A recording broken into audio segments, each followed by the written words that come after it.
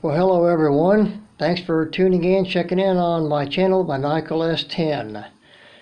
Okay, today we're finishing up on the lower control arm on my 010 Chevy Aveo driver side.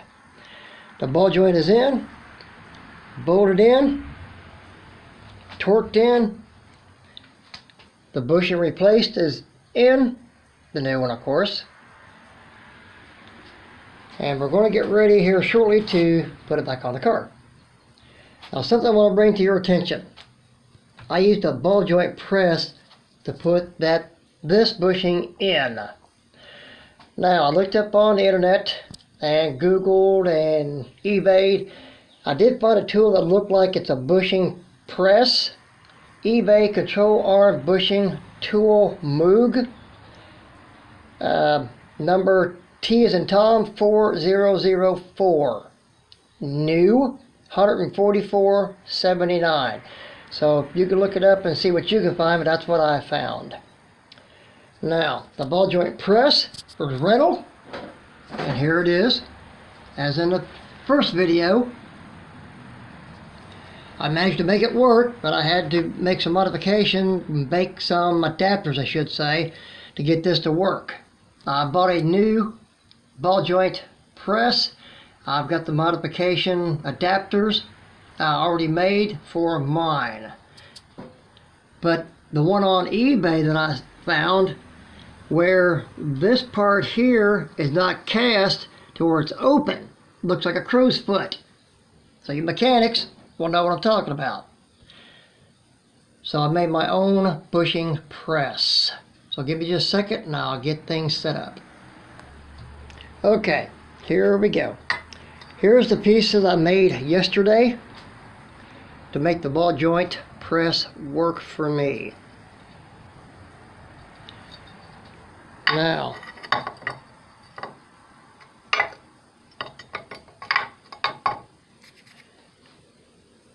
this here is the outer ring of the old ball joint.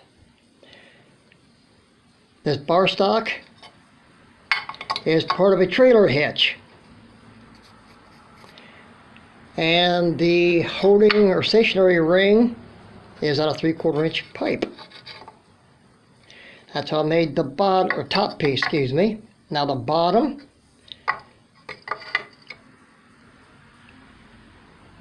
this is still part of the trailer hitch, and of course the 3/4 inch water pipe. And I drilled a hole through it to where I could see more of the bushing bolt, bushing sleeve, to where I could center what I needed to center before I started to weld this. It just welded up and tacked good enough, it holds what I need.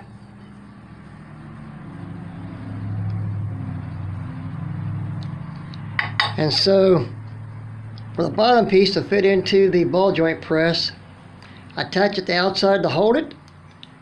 I welded it to the inside, so this fits into the ball joint press like it should. So give me a second, I'm going to set this up and go through the motion without doing it to show you how it looks and sets up. Okay, I'm back with the setup and show you the steps.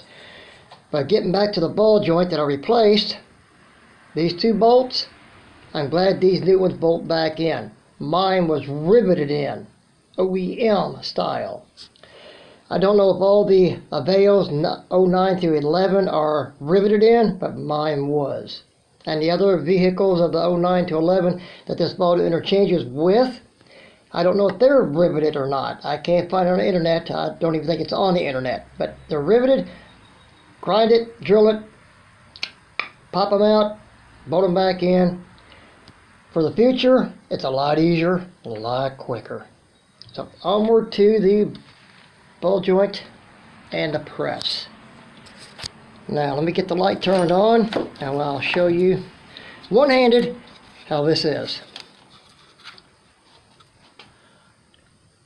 The bigger round piece is the old sleeve of the old OEM ball joint. And there's how the bottom piece looks and fits. All works, all clears. But here's the key point.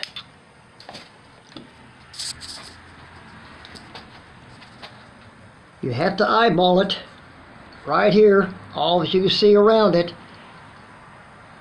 to make sure that the old sleeve matches up with the new one to press it in. You'll have to wiggle the old one back out, tap it a bit, get it out of there, and she'll pop right out. I used a pair of needle nose vice grips, the longer ones, 6-inch I think it is. Okay, here's some different information on how to get this piece back out. Now, I'm going to modify this after the video and make a handle onto this. But if you decide not to do the handle and don't tack the bar stock to the ball joint outer ring, but the reason I welded it is so it'll stay stationary better. But the eyeball it, it'll stay stationary for you, and I did try it this way with this piece, that you can just unscrew it, take this off, pair of vice grips, tap it out. Or back this off and pull the whole thing off. So I will get back to you on that. Now, here's how it does. Plenty of clearance room. You don't have to worry about damaging the rubber bushing part of it to press that in with the other pieces to the ball joint press, which I will show you, and I did in the first video, or these two pieces. There's a top and a bottom. And that's how this works. Remember, you heat it. Now, transmission fluid and paint thinner for me works better than PB Blaster. It just works better for me. That's what I prefer. Other things I can use a PB Blaster on and does the trick. I just prefer to do it this way with this. So give me a second, we'll be out to the car. Okay, here we are, nice and comfy under my car. And as you can see, there's no lower control arm. Right there it is, what you see of it. And a little further out there is the ball joint. So give me a few and I'm going to get this put in and get back to you. Always be safe. There's jack stands, and behind the passenger side rear wheel is a chalk. So give me a few and I'll be right back. Okay, here's the tools I needed to do the job other than the ball joint fork, or ball joint press. Sorry about that. 1/2-inch Craftsman, snap-on I use a 3/8 adapter, 1/2-inch to 3/8 torque wrench, the 3/4 6-point Craftsman wrench, a shorter snap-on 1/2-inch breaker bar. If I get this to focus, which apparently I'm not.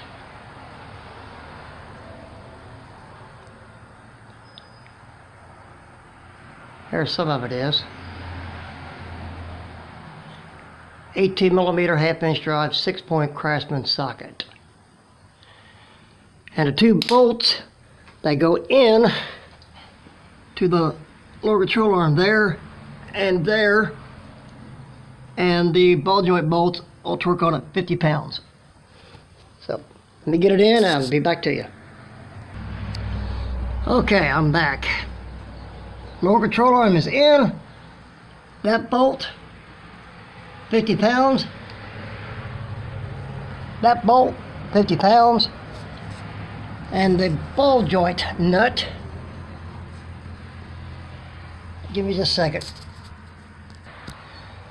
That ball joint nut, 50 pounds. We've got it. It is in. I am done for another, 70,000 miles. Big plus. Okay, I gotta check my alignment and I will get back with you on that. So, that's all for now. Stay safe, be safe, stay healthy. Professional job here. Professionals only, and good luck. Have a great one. Thanks. Bye. Oh, like and subscribe and let me know what you think.